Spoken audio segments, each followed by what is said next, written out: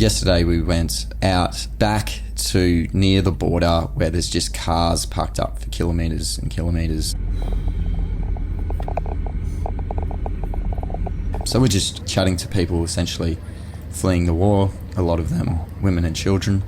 A lot of them are from villages, cities quite near Kharkiv and Kiev. Their villages and towns had been hit. Нас там зустрінуть, і якщо в нас все буде тут добре, надіємося, що ми виграємо, Україна сильна, віримо нашим воїнам, і ми повернемося на свою Україну, так, на свою рідну землю, наш дім, тут, де ми виросли, наше серце з Україною.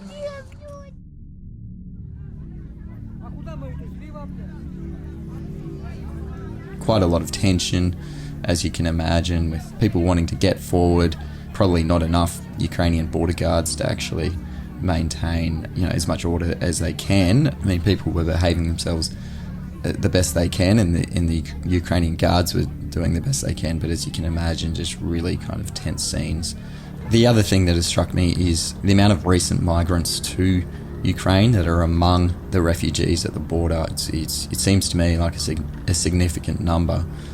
Some of them are from countries such as Afghanistan, so they're fleeing yet another war. Що ти відчуваєш, коли доводиться полишати рідний дім і їхати в іншу країну? Тільки розчарування.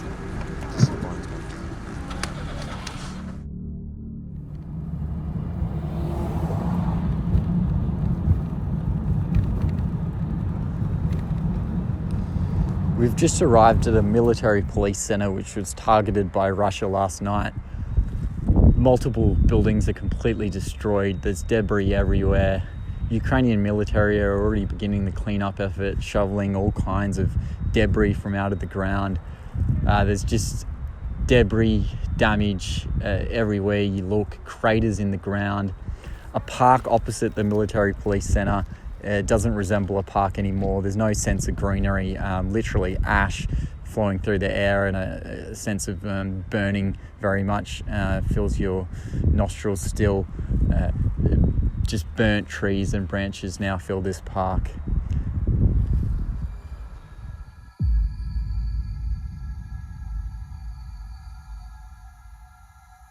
We just visited the one-bedroom apartment of 86-year-old Galina, whose apartment upstairs had been completely shelled in an attack on the third day of the war, and friends have moved her to an apartment downstairs.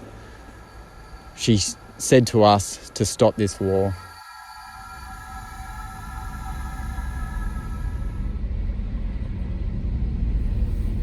So today we visited Hospital Number 4 in the northern suburbs of Kharkiv. This is the main regional emergency hospital, so it treats soldiers and civilians who have been impacted on and wounded by Russian airstrikes, shelling, artillery, mines. When we first arrived, we were greeted by the director of neurosurgery, and walking into the hospital, the scene is very calm. There was a Eurythmics song playing, Sweet Dreams, and people just went around about their business. From there we moved to the intensive care unit caring for patients. One of those patients is a young boy. He's 9 or 10 years old, and he's unconscious. He's been wounded by an airstrike. We then move into another room and we find an uncle watching over his nephew. This young boy had been shot in a car. His mother was also shot and killed, and it's pretty confronting stuff.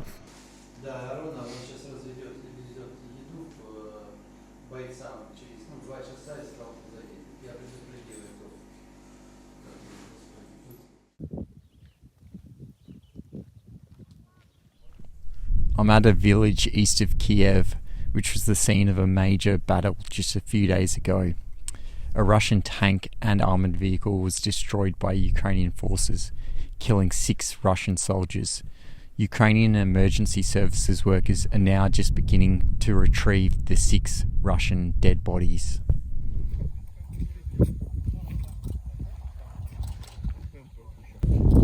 This was the scene of fierce fighting just a few days ago, and we can still hear the firing of artillery in the distance, showing the war still isn't far away.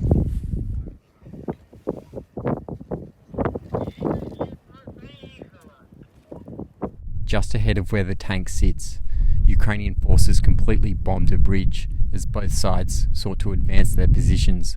The bodies of the Russian soldiers now have to be floated across the river to get to the other side.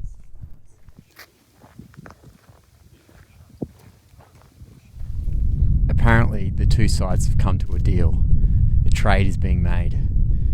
These 6 Russian bodies for 2 Ukrainian prisoners of war. From the moment we crossed over from Poland into Ukraine, we have seen an absolute incredible mobilization of the Ukrainian people. In every village or town or city, there are volunteer centres where people are just constantly walking in with, bags or boxes of supplies. To be honest, I've never quite seen anything like this when it comes to people pulling together. When we were in one of the bunkers where people were making these camouflage nets out of donated clothing, they cut the clothing into strips and tied onto nets. They broke into the Ukrainian anthem, singing. It sent chills down your spine. I'd say their strength and resilience is to be admired. It's basically something that I hope many of us never ever have to endure.